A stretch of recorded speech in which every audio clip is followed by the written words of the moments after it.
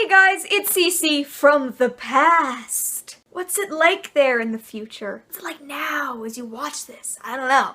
Ooh, like pre-filming to the extreme. Sorry, I don't know why any of that was necessary.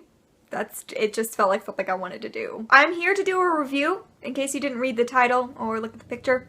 I assume that's why you're here, is to see a review from the past. Sorry. The book that I'm going to be reviewing today is Of Fire and Stars by Audrey Coulthurst. And the reason I am filming this so early is because I read this book very recently, and it does not come out until November, and so I needed to get my review together now while I still remembered all the details and could gush about it effectively. First and foremost, if you are here and you don't know if you want to stick around to the end of my review, Of Fire and Stars is a story about queer princesses falling in love. So you should stay and hear why it's great. And now I'm going to talk more about the book. So, in summary, this book mainly follows Princess Denna. She has been engaged to a prince of a foreign kingdom for a number of years because their marriage is going to seal the alliance between their two kingdoms. However, Denna has an affinity for fire, a power over fire, and that's really bad because the kingdom that she's going to be moving to forbids magic. So that's kind of risky business. Anyway, when she gets to the kingdom, she finds out that she also has to learn how to ride a war horse because horses are a very big deal in this kingdom. And the person who's going to be training her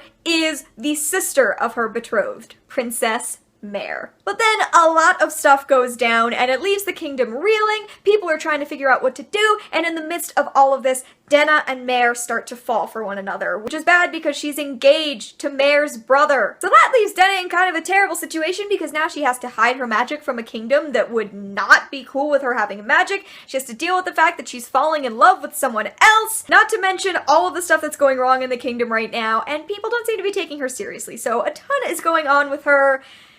And that is what's going on in this book. So the first thing that I want to mention that I absolutely loved about this book is that it wasn't like a coming out story like Denna's like, how am I going to tell everybody? Them being queer princesses, the issue was not that they were queer. That is what I want to say first and foremost. The forbidden aspect of their romance is just the fact that Denna is engaged to the prince. So it would be bad if she fell in love with his sister. That is the issue, not the fact that they are both women. And I think that that is awesome and something that I loved seeing in this book. There are plenty of background queer characters and relationships and such a normative way of saying that someone could be after either a man or a woman. Like the girls would be in the library and she would say that her ladies in waiting could be looking to woo either a man or a woman, and that was just like not a big deal. So, a world void of homophobia. Like, awesome. Thank you. I will say that none of the people in power were queer, which was not like an issue, but just something I was curious about because this is a world in which power is passed through bloodlines, so I would just be kind of curious to see how that would work. Anyway, that's just like something I thought of while I was reading this. Okay, beyond that, the romance in this book is not insta-love. I saw a couple of reviews on Goodreads that have said that, but I wholeheartedly disagree. There is such a growing romantic tension throughout the entire book. Look at the pink notes. Can you see them? Is it too dark? There we go. Look at all the pink notes. Pink are the post-it notes that I use when something incredibly romantic happens. Just moments when I'm like, eee! So they don't just start and they're immediately like, oh no, I'm in love with her. It's like a growing, building tension, a growing attraction. And I mean, the tension was so strong. Like they would hold hands and I would have to set the book aside and like pull myself together again before I could read it because it was just like, I just love them. I will say it was a tiny bit slow to start, but not in a nothing happened kind of way. I'll explain. Tons of stuff happened right at the beginning of this book, and my problem with it was that I didn't really know the characters well enough to care yet about all of the stuff that was happening. So that was just like one of my minor issues with the book in general, is that I felt like I didn't get to know characters well enough before stuff really started to go down. However, about 1/3 of the way through the book, I knew the characters well enough, I'd been introduced to the world well enough, and then it just took off. That was the point at which I liked all the characters, I was invested in all of them, I was invested in the court intrigue that was happening, I was invested in Denna's story, both magical and romantic, and stuff just kept happening. Like the amount of plot that happens in this book was sometimes like, wow,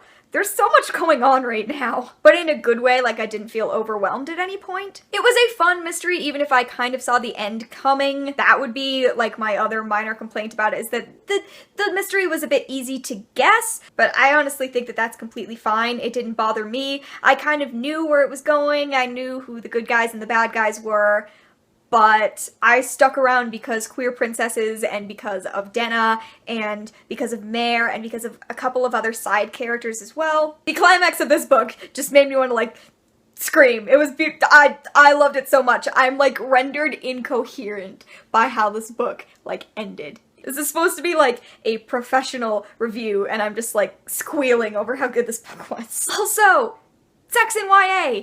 Thank you for acknowledging that it happens! I just personally want to say how happy I am that that was included, because a lot of YA, like, doesn't acknowledge sex, and that's just not realistic. Oh, sex in YA, like, God bless, awesome, thank you. Oh, and I do just want to say something else. This wasn't, like, an issue I had with the book, but just something that made me curious, and I'd like to, like, hear from the author, like, the reasoning behind some of this. In a world without homophobia, there was still a lot of sexism, which I found really interesting. And I mainly mean this in the way that a lot of people just wouldn't listen to the women in the book about their feelings regarding what was happening in the kingdom, their ideas.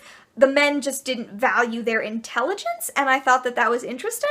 Like, obviously it was frustrating, but that was more like towards the men in the book and not, I'm so annoyed that this book included it. It was just something that I found interesting and something that I would like to hear more about from like a world building perspective. As a person who writes and a person who reads, I'd just be curious. Anyway, I loved this book, can you tell? It was so good. I gave it 4.5 stars. Like I said, I had like a couple of small issues with it, but this is the book that I wanted for years. It is a story about two princesses falling in love, and I just value how well written this was, the fantasy elements of the world, the story in general. It just was a fantastic book, and I am so glad that I won the giveaway so that I could read this early. So I did forget to mention at the beginning that I did get this book as part of a giveaway on Twitter from the author, but all opinions are still my own. I just happened to win the ARC early, which was really, really awesome. Okay, you guys, there you go. That is my review of Fire and Stars by Audrey Coulthurst. This book comes out on the 22nd of November, so pre-order it or get ready to go buy it because I thoroughly adored it. When you get the chance to read it, please, like, tweet me or something so that we can all talk about this book together, because I just like want to talk to a lot of people about the book in general. Yeah. Anyway, I'm so glad that I got the chance to read this. I absolutely loved it. Thank you guys so much for watching this review. I hope that you check the book out, and I will see you in another video very soon. Bye!